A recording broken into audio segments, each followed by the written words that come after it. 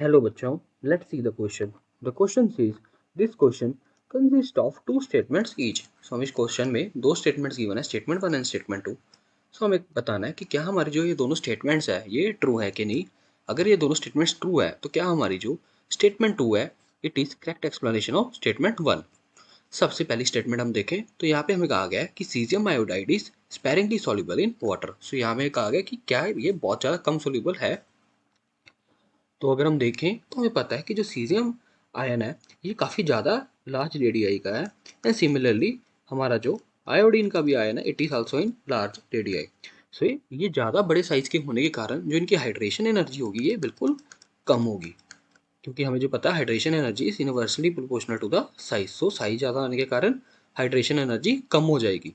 But इनकी जो lattice energy होगी ये बिल्कुल सेम होगी, मतलब ये would be more than it's hydration energy, because हमें पता है कि इनका जो चार्ज है ये भी सेम है और जो आयनिक रेडियाई है वो भी नियरली सेम है. So ionic radii is also nearly same.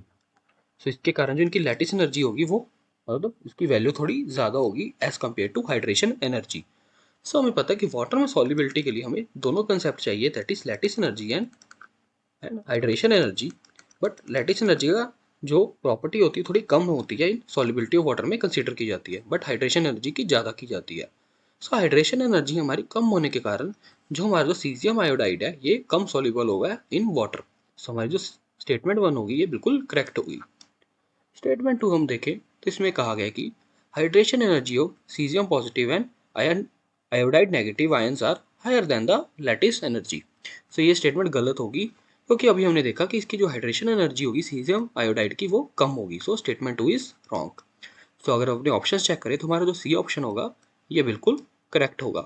So I hope you understood it well. Best of luck.